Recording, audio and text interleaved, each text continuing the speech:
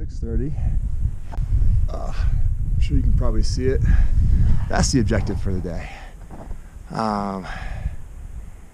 6:30 is go. We're hoping to get to the base before 8. That was the plan anyway, and we definitely will. The only problem I have is that's the helmet, and that's a problem because I have the GoPro in my hand, and that's supposed to be right there.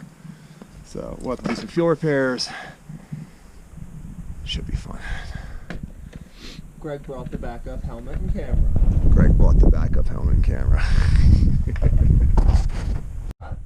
We're, halfway up, maybe 2/3 of the way up the North Chimney, which is what you use to gain casual route. And I totally took the wrong way. So now I'm paying for it. I gotta do a fair bit of route finding and dealing with total crap. That's the name of the game. Hey, check it out, there's slings. So I'm not totally off where I'm supposed to be. Definitely held me up on time though. But that's alright. Ain't no thing.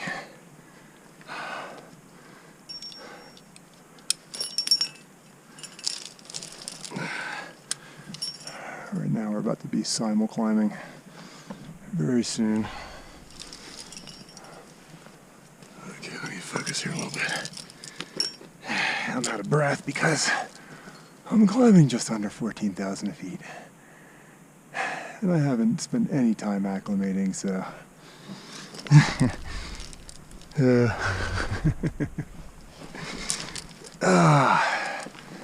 Made the hike in though, so that's good. It's pretty. I'll give it that, but we're still on the show this on North Gully. Like, oh my lord. I mean, I obviously went the wrong way, but god damn, is that sketchy as hell. I mean, I've done alpine stuff before. That's ugly.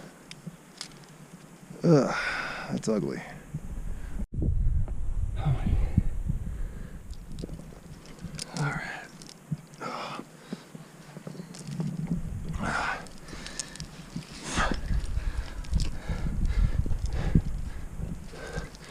You can give me all the slack.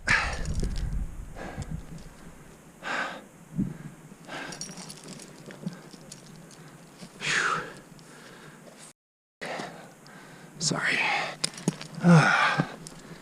You know, casual route might be amazing route. I don't know if I ever want to do it again just because North Chimney is abysmal. Whew.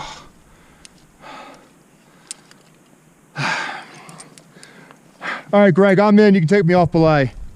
So things didn't go as planned, like they ever do. We're not, obviously it's not night out quite yet. We're getting close. I only have one more pitch to do. Right there. The end is just in the background. And currently my partner, man himself, who had a brilliant idea, is ascending a fixed rope, which I have behind me. Unfortunately, yeah, this chimneys. Didn't know there was going to be one on this damn route. Yeah, I think in the overall, the whole mountain project beta for this route was just way off. But here we go. So, I mean, we have probably another, oh man, I don't know, half hour, 45 minutes of daylight left. So we'll see. Worse, the GoPro died after pitch 2, I think. I was like, right at the beginning of pitch 3, I think it decided to kick it. Though I did combine, pitch 4, I combined pitch 2 and 3, yeah. The North Gully sucked. That really, we made great time coming up here. We were probably at the base around 6:37. And then it took us 3 hours to get that. Yeah, but Yep, that's what I got right now. There's the... Oh. I don't know how good that is. I don't really care. So, whew. Well, lesson learned, I guess. Diamond kicked my butt, certainly. Though actually all the climbing was pretty good, other than I didn't really feel like attacking chimneys. And the last crux move, 10 crux move, was pretty hard for a 10 crux move. So yeah, that was a hell of a day. Hell of a day. And by day I mean parking lot to parking lot. It took us 25 hours. Yeah, so after I shot that video,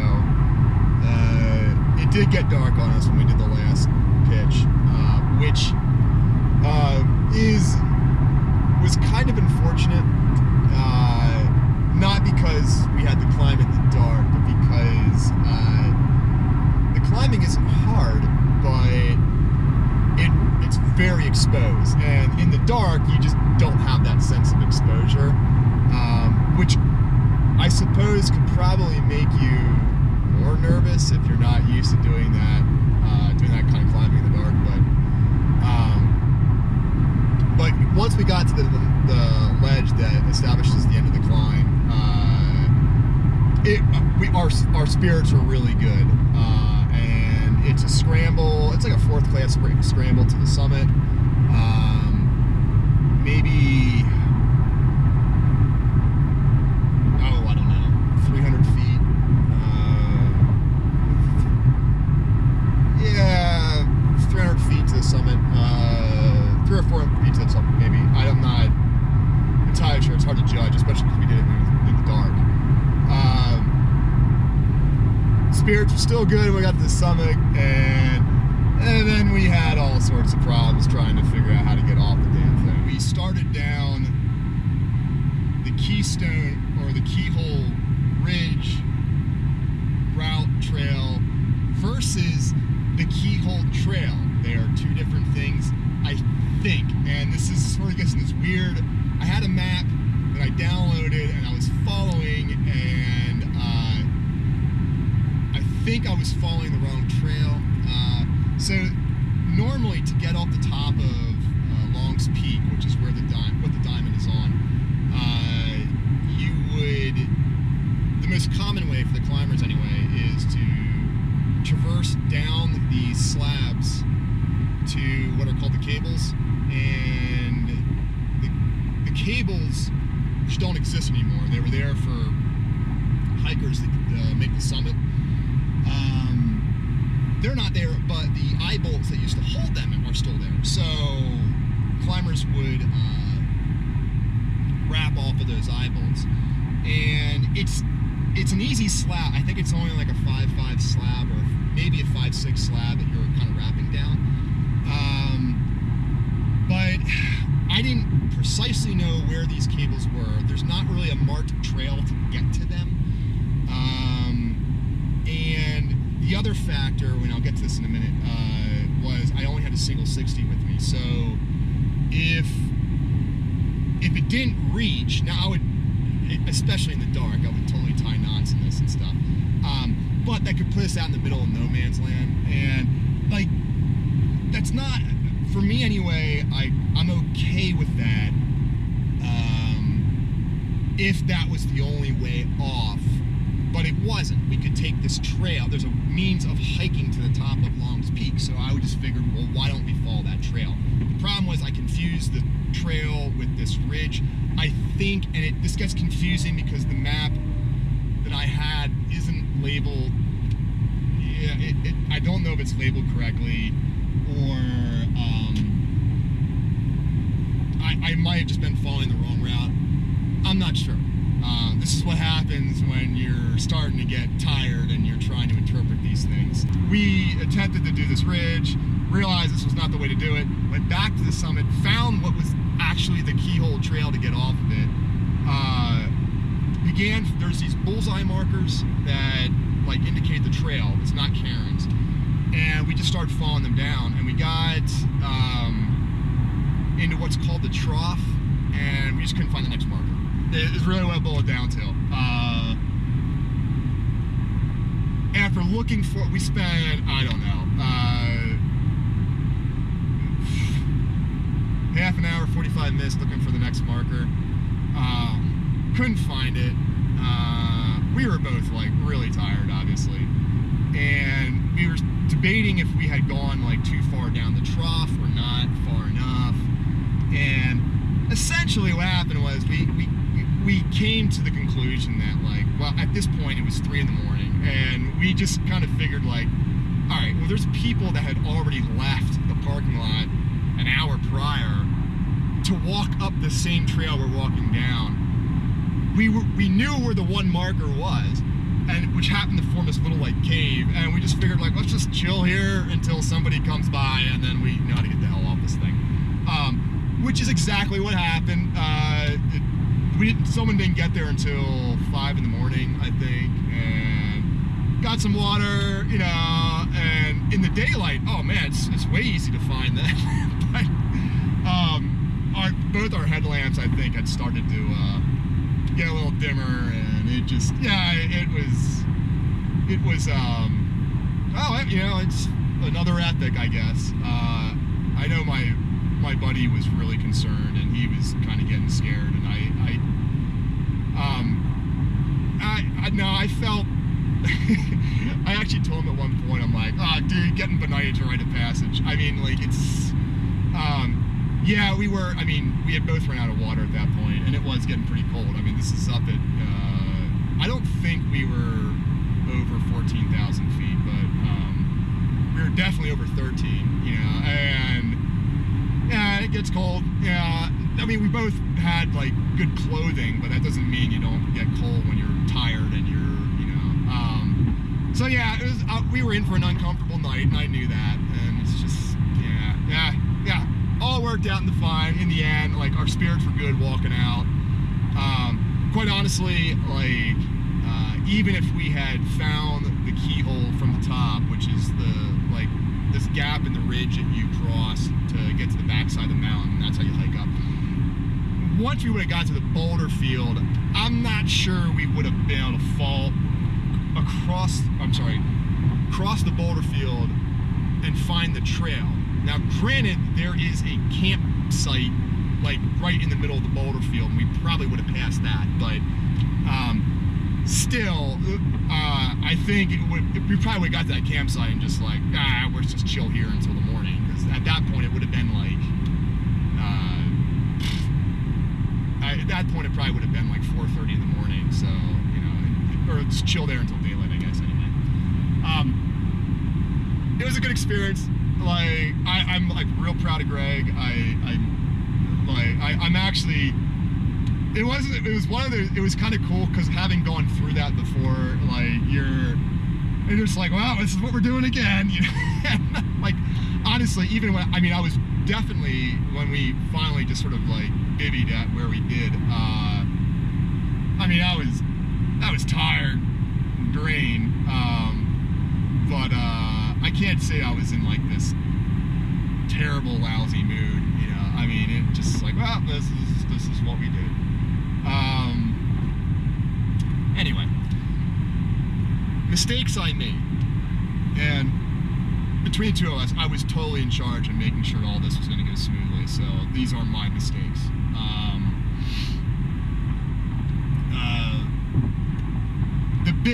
The single biggest mistake I made was I underappreciated the amount of people that were going to be on that route.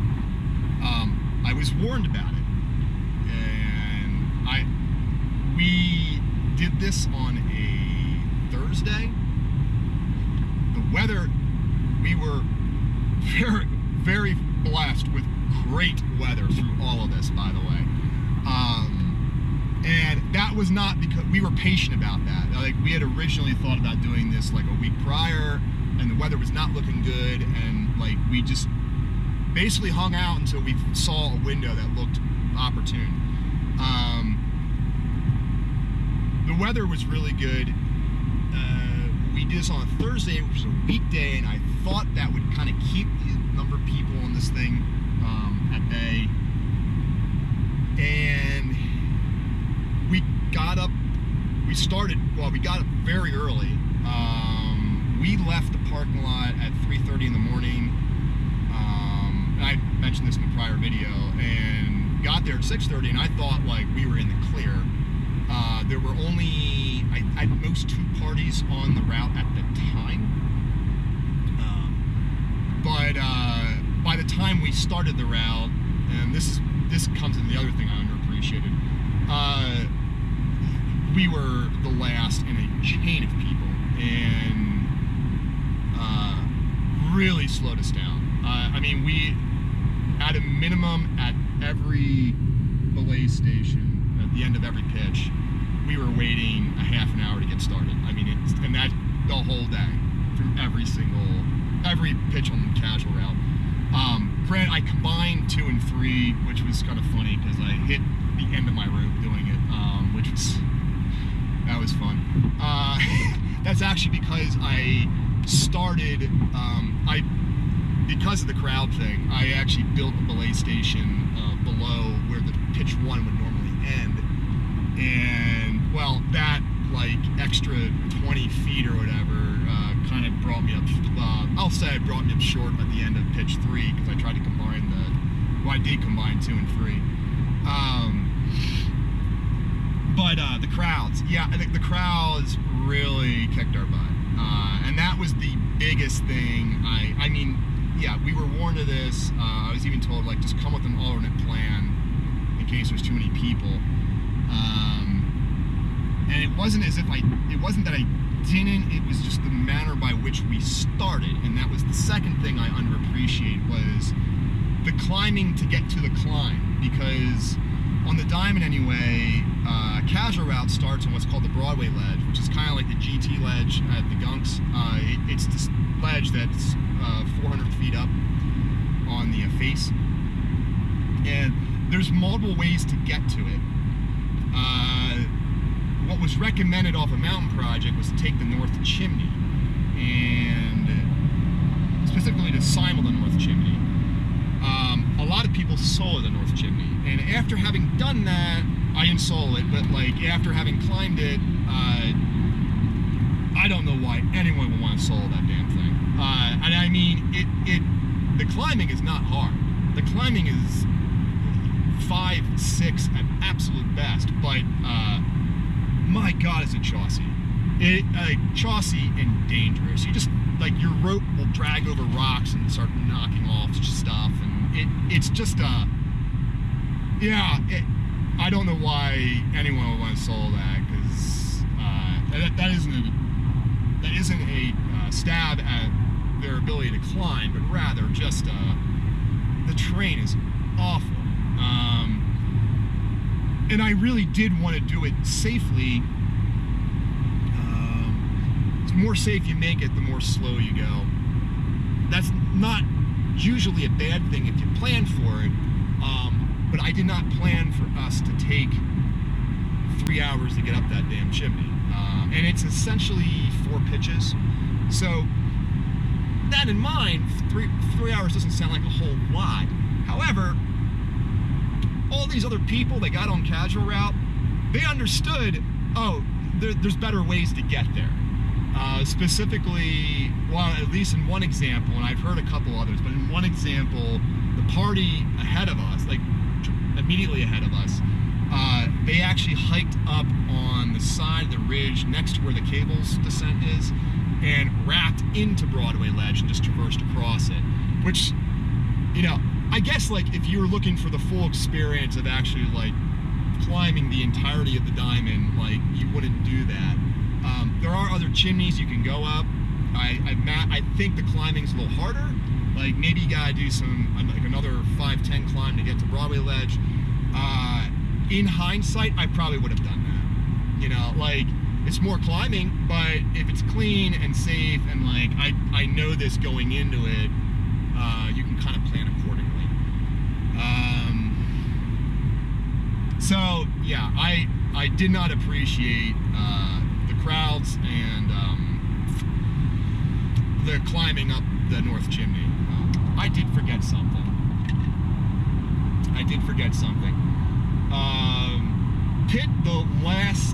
I think it's officially pitch 6. This is the second to last pitch of climbing you have to do. So the last pitch is just a traverse to the ledge that the climb ends on. So pitch 6 of the casual route.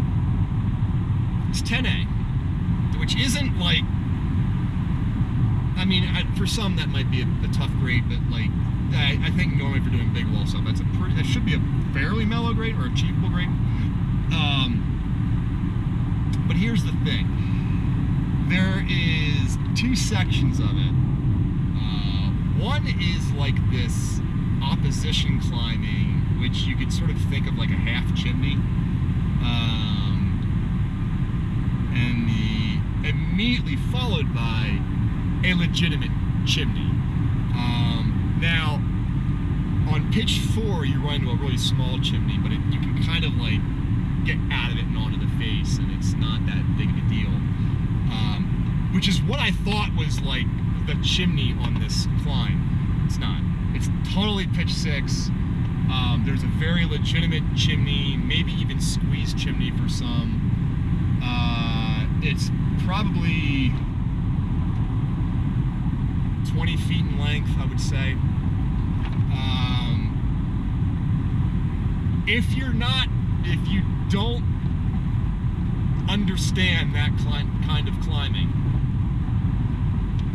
or if you're not comfortable with that kind of climbing, I wouldn't suggest trying casual route, because you're going to be way up there, and you got to get up that thing, and it's extremely heady.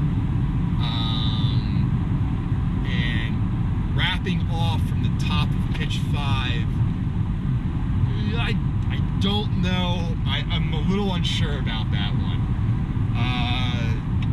Like I said earlier, I can tell you wrapping off of the top of pitch 3 to the top of pitch 1, it is not doable. You know, I don't know what's below that. I'm sure there's topos you can refer to. Maybe you can work something out. But like, yeah, I'll just warn you, there's a chimney there. Probably like 5'8", like a 5'8" chimney. I don't know. I just don't. I'm not familiar enough with chimney climbing to really tell you like, oh, it's this hard. It was really, really tight in there for me anyway, and I didn't have any problems doing it, but I have done it before, and I'm familiar with that, and it's what was really kind of uncomfortable for me anyway was I had a pack on, and the GoPro on the helmet. I actually ripped the GoPro off the helmet. I saved it, this is what I'm recording on, but because I can't turn my head inside the chimney with the GoPro protruding from the front. So, yeah, it's a tight chimney. It very possibly could be harder than 5'8". 5'9" really at best though. And the only reason I say that is because the 5'10" part is actually this like bulge you got to pull after it. I think anyway. Which by itself probably not like that difficult, but after doing the chimney, it feels pretty tough because it's just you're gassed. Really, what it boils down to. So yeah, just forewarning: pitch 6, legitimate chimney you have to navigate. If you're not comfortable with that, probably not the best route to take on, at least until you get a little practice with it. It's certainly not a comfortable chimney. Like epinephrine, those chimneys were pretty comfortable comparatively. I really wasn't planning on topping out in the dark. I was planning for it to get dark while we were hiking off, and like that was not, like I didn't, but it just took longer to get to the top, and I think just between fatigue and, yeah, well, it made getting off a little bit more difficult. you know, those things happen. Look, Adamandra got benighted on the top of the nose. This is not an uncommon event. You know, as I said, it's a rite of passage, quite honestly. You know, so I wouldn't be like totally concerned about it. But if you are, emergency blankets, space blankets, super light. You got some warmth. You know, easy to pack. Probably not a bad thing. Just have some more water with you, and just be very familiar with your descent, you know, and I wasn't. And these are my mistakes. I take full responsibility for making them, you know. Look, I did not believe we were in danger of, like, really dying. You know, I mean, I know Greg was really concerned about hypothermia, and you know what? Really, admittedly, that's a legit concern. Absolutely. But on Long's Peak especially, there's a lot of people going up and down that at all, kind of all hours of the night. And you have reception at the top of the mountain. Like from 13.9, yeah, somewhere around, you have reception. So if you need to call for help, you're capable of doing so. So that was Long's Peak. It was quite a good time. I mean, I kind of, like, much like epinephrine, I kind of think very fondly of it. Also, much like epinephrine, I kind of messed my feet up, but you know, I'm assuming that's going to get better just like I did the last time. So there you go. Now, the real unfortunate thing is I only have pitches 1 through 3, possibly 4, possibly 4, which I think Greg has some footage from that. And that's it. And what really makes it unfortunate is, like, pitch. The last 3 pitches would have been. Last 2 pitches would have been great videos. They really would have been, and I feel so bad I don't have them. But I guess that's just a reason to do it again. You know. Anyway, yeah, I'm driving back across the country right now. I'm decided to actually stop over in Horseshoe Canyon because I've never been there, and it happens to be about halfway, which would be really cool just to kind of take a break, like, from this drive, because it's not fun. No matter how you choose to do it. I'm on I-70 right now, and yeah, I-80 through Nebraska is awful.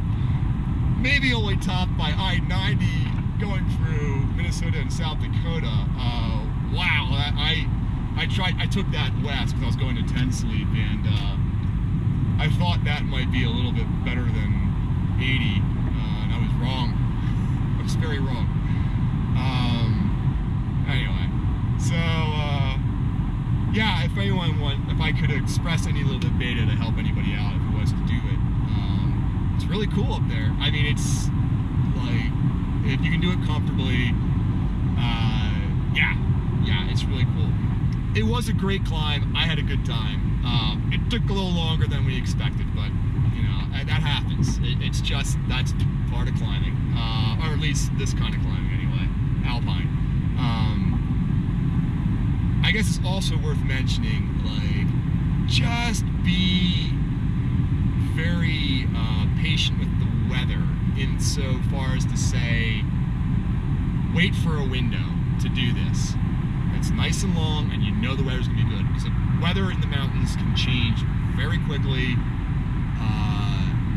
and especially on Long's Point, it all approaches from behind the mountain, so you just don't want to see it coming. You don't want to get caught up in there when it's, yeah, in poor weather, in poor conditions. Like, it's just, it won't be fun. It really won't be. Might be in for a good adventure though, but it won't be fun. So, do take care. If you can impart any beta and make this a little bit better of an experience for you, I hope it helps. Yeah, I would love to do it again. I'm not going to go up the North Chimney again, but did it once, so I don't need to. We'd love to get the rest of it on film, you know. So we'll see. We'll see when the next time I'm back in Colorado. Till then, take care. Feeling good. Thanks for everyone that's emailed me and expressed concerns. I know I was out for a while, and it really feels good. I know that a lot of people are really like looking out for me. I do know that, and I know I can make the call to people if you really feel bad.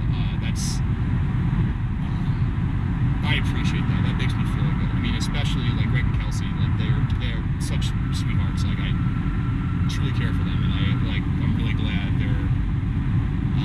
Yeah, I'm really proud of Greg. I'm really happy for Greg, and both of them. They're just really good people. But anyway, yeah, things are good.